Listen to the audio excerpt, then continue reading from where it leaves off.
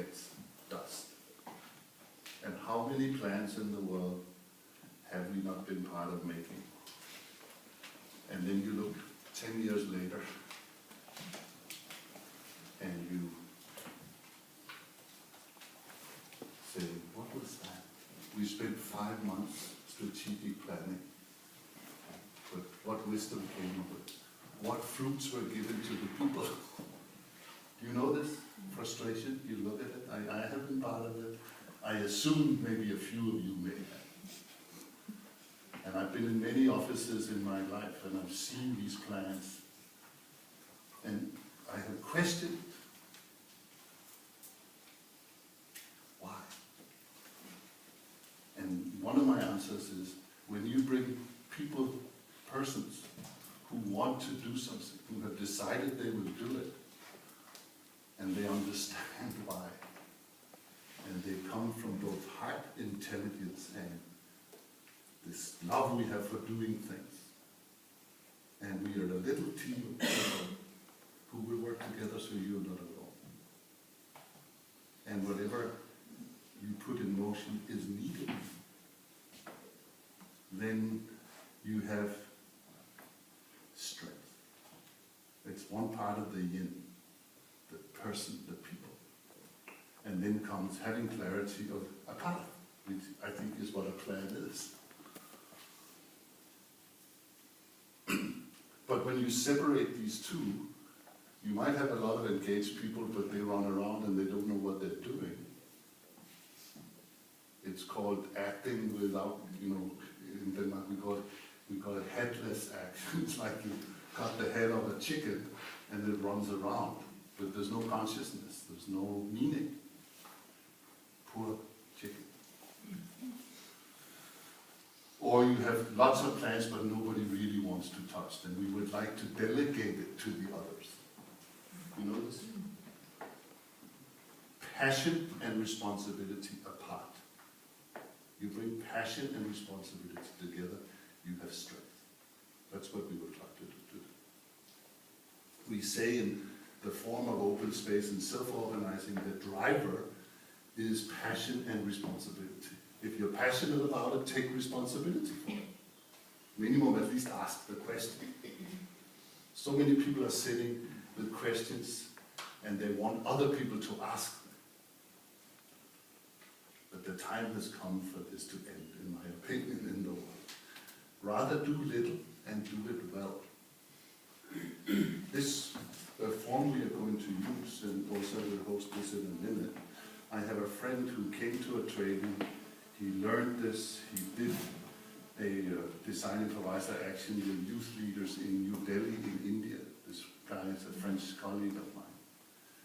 And then he called me 2 weeks ago and he said, there were 3 young people who asked for help in this process. And when I did a little training and they had a thing they wanted to create a peace festival for youth in New Delhi to shift this bad image of youth raping women. There've been these very bad cases of the terrible rape.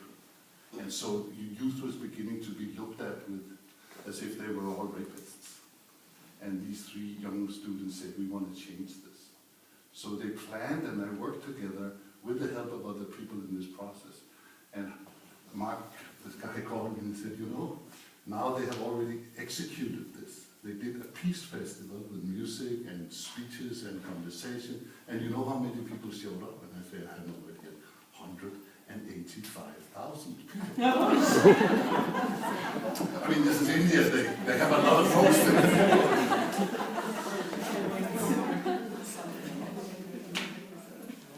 So I think the 8 of you, is it 8 people who have 7 projects. So those of you who have stepped forward, you have carefully thought about what you know what you want to do. You may not know how, and this we will help you do. So the little thing I asked you to read yesterday, I don't know if you had a time to read it. You don't need to now, but I just want to speak the essence of it, and then we will go to make the call and get with working. So you remember Kaiser did this divergent, emergent, convergent. I love the naming of the first part. You could also call it the project phase. What's before the project? So the project, the creative phase, and the project phase. It's a way of speaking of it that people who are not interested in process can understand. And what happens before the project will determine the quality of what the project will actually be. So spending time in the project phase is wise. So we open, we get creative, we go through our fears and unclarity, we find clarity, and then we can act. In that is 8 other breaths. And you will be working with this matrix up here, which holds, it's not the same drawing, but it holds the same kind of information. These are things we have discovered that makes the architecture of designing process easier and clearer. So the first, of course, is that it's needed. So if you see this one here, it's needed. You decide you're needed, and you make the call, which is what will happen for 7 of you in a moment. When you make the call, it's a way of calling together a few other people who will support you. So you're not alone on a long journey. So the first breath is making the call and gathering a few other people, gathering mandate, gathering the mates that you can trust. Second breath is you may want to widen your team and get some, if you're not knowing how to run process, you may want to invite somebody who's better at process. You may hold the content, but you need a few people who know process. So we make invitations to each other. And of course, then the team forms. In the case of here, how many have we been? 14 in this team for here? 14 people. So you made the call, you invited us, we became the team. When the team is there, know why we are there. So we have had phone calls about the purpose and what we wanted to learn before we came here. We even decided our day hosting teams before we arrived. So we knew who we would be working with, and we had a little check-in on Skype. So we just knew each other. We didn't design anything before the day before you arrived. So it's fresh. And everybody was part of designing it. So that's what's happening. In the third breath is preparing. Proper prior planning, or proper prior preparation prevents piss poor performance. The 7 P's. If nobody has the key, somehow the key disappeared, and that can completely obstruct everything. Just one little detail. And everybody gets frustrated. Or somebody just gets the key and opens the door. So preparation is many things. Invitation, gathering resources, finding a venue, looking at the hardest piece. What are you going to harvest? Deciding what needs to be designed. That's breath 3. Then breath 4 is the actual gathering of the stakeholders. Your citizens or your youth group. So the team is responsible for the process. Can you follow me here? The team is responsible for the process. The stakeholders are responsible for the content. And we can become servants of creating spaces where content and probabilities can be held in consciousness. So we are entering now, these teams will be formed in a few moments, and then we will enter preparation. So we will be working in the third breath today. And of course some of you are borrowed to be part of your team, because when you leave from here you may not commit to be part of that team. Some of you may, who knows, but of course there's no, you get free consultancy today, but you're not contracted to keep working with you. But of course we can offer help. Then comes the event. Could be one event, it could be three. I don't know how many events you had here in Lundsbrunn, but there could be many conversations that needs to happen in your places. But now that's the fourth breath. A lot has happened before. In the beginning, I thought it was just preparing, running it, and implementing it. 3 breaths.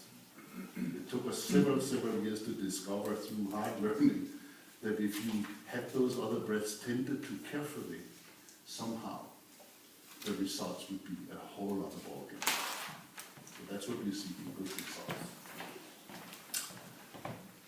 There, thank you so much. Now, the end of the first event, harvest something, invite people to, step up. Who wants to be part of the next one? You can even have a list. So it's not always you keep organizing, it could be other people. Who knows, the next training from here could happen up north, if you would invite it. Doesn't have to be in a carnival. So, always give possibility for people to step in and offer themselves. That's how we build capacity to build capacity to build capacity. Then, after the event, the team or whoever wants to get together for an hour or 2, or in certain cases, we will spend 2 days harvesting. So what actually came out of that huge conversation on the trip? What did we learn? How is it useful in the strategic plan of what's already on the long term set in motion in which this can fit? So this is strategic harvesting, thinking together. And of course then, from that, what are we going to put in action? So now we are 4th, 5th, 6th breath is acting on it. You may not do the whole thing in the beginning, but you do at least 2 or 3 things that has the root of the consciousness of what was born in the meeting. So you test out the shift in practice. If we allocated our money a little bit differently into this healthcare system than we have done before, may that make the shift, the purpose come alive in a different way. You know these things. And then the last one, really good. Number 7 is not the last one. Second last. Reflect after a while. How we do it.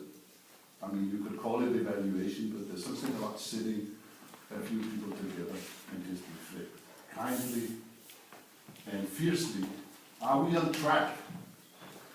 Do we need more resources? Are some of us getting tired? If the team suffers tiredness, something is not swinging. So always invite fresh blood, or if it's over for you, it's over. It's a beautiful thing to say, I don't have any more energy, I'm pregnant, I need to tend to my pregnancy. Stepping out, working without attachment is very, very important. Thank you, my darling. 7, then here comes the 8th, he's forming it right here. It's if you like the Lord of the Rings, I call it the ring that holds them all. It's the overview, it's the eagle view, the wisdom circle. A few people, including the caller, who would tend to and see from above. I think this is what boards used to be.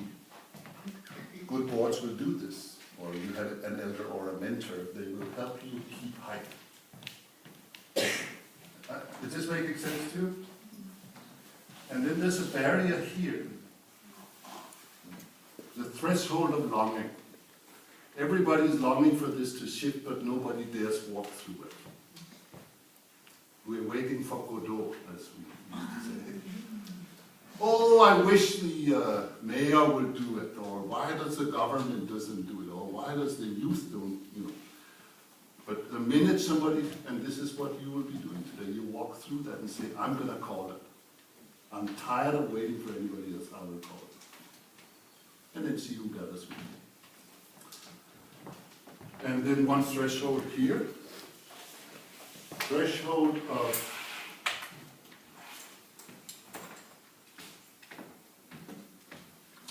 remembrance.